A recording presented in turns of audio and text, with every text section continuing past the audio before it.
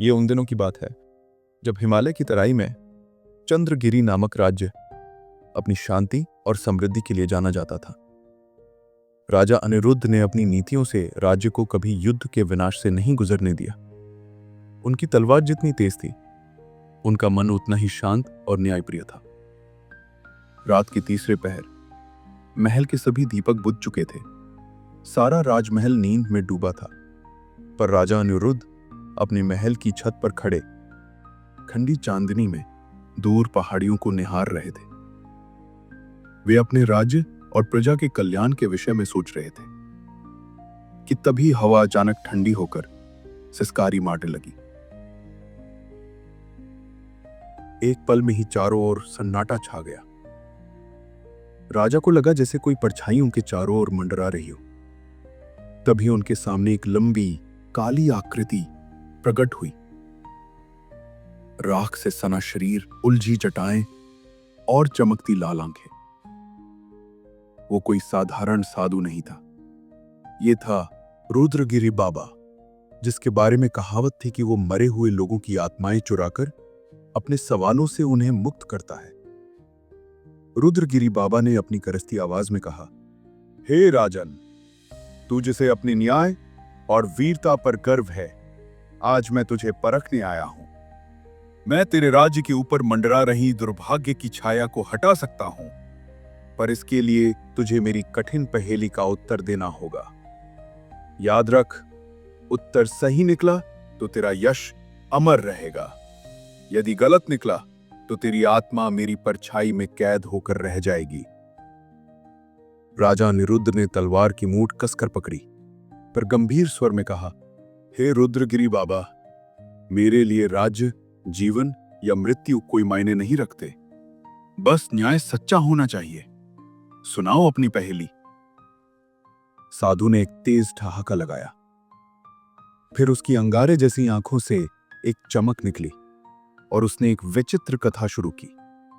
सुन राजन, कई 100 वर्ष पहले मेरे ज्ञान से भरपूर नगर धृतिपुर में 3 मित्र रहते थे। बचपन से साथ खेले, साथ पढ़े, पर उनके स्वभाव 3 दिशाओं जैसे अलग थे। पहला मित्र था धीरज। वो हर काम में सोचता, योजना बनाता, फिर काम करता। उसे लोग सलाहकार मानते थे। दूसरा मित्र था विवेक। उसका हृदय कोमल और पवित्र था। वो कभी किसी को कष्ट नहीं देता। कोई झगड़ा हो तो वो समझा बुझाकर सुलझा देता। उसे लोग अपना गुरु मानते थे। तीसरा मित्र था साहस। उसमें अद्भुत वीरता थी। नदी में डूबता बच्चा हो या जंगल में भटकता जानवर, वो बिना सोचे कूद पड़ता।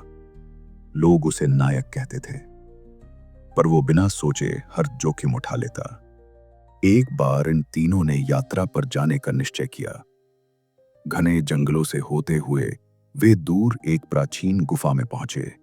कहते थे, उस गुफा में सर्पराज नामक भयंकर विषधर नाग खजाने की रक्षा करता था। ऐसा खजाना जो कभी खत्म नहीं होता। गुफा के बाहर तीनों रुके। धीरज ने कहा, सुनो मित्रों, हमें योजना बनानी चाहिए, कोई चाल या मंत्र जिससे नाग को भगाया जा सके। विवेक ने कहा, हम क्यों उसकी हत्या करें? वो अपनी रक्षा कर रहा है। हम कोई उपाय खोजें जिससे खजाना मिले और नाग भी सुरक्षित रहे। पर साहस गरज पड़ा, तुम दोनों डरपोक हो। नाग क्या चीज है? तलवार के एक वार में खजाना हमारा होगा। इतना कहकर उसने तलवार खींची और गुफा में घुस गया। गुफा के भीतर नाग ने उसकी आहट पाई। एक ही झपटे में नाग ने उसे डस लिया। साहस चंद पलों में ही विष के असर से मर गया। धीरज और विवेक बाहर बैठे सुनते रहे। धीरज ने भीतर जाने की हिम्मत ना की। उसे अपनी योजना अधूरी लगी। विवेक ने कहा, अब इस खजाने को छोड़ो।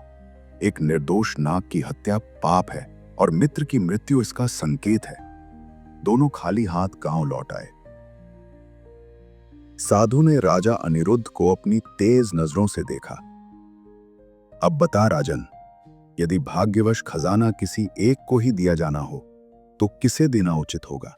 धीरज को जिसने योजना बनाई, विवेक को जिसने धर्म देखा, या साहस को जिसने प्राण गंवाए? राजा ने चांद को देखा, फिर अपनी तलवार की धार को। कुछ पल शांति छाई रही, फिर उन्होंने दृढ़ स्वर में कहा, हे रुद्रगिरी बाबा, साहस वीर था, पर बिना बुद्धि के वीरता मृत्यु बुलाती है। उसने खजाने की रक्षा के बजाय अपनी जान दे दी। धीरज ने योजना तो बनाई, पर उसे पूरा करने का सामर्थ्य नहीं था। योजनाओं से ही कोई महान नहीं बनता।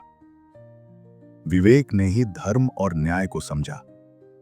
वो जानता था कि धन से बड़ा पुण्य है।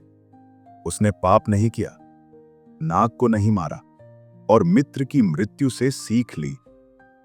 अतः वो खजाने का सबसे योग्य अधिकारी है, क्योंकि जिसके पास विवेक है उसके पास पहले से ही सच्चा खजाना है। उसके चारों ओर नीली ज्वालाएं घूम गईं। राजन, तुमने वही कहा जो सच्चा धर्म कहता है।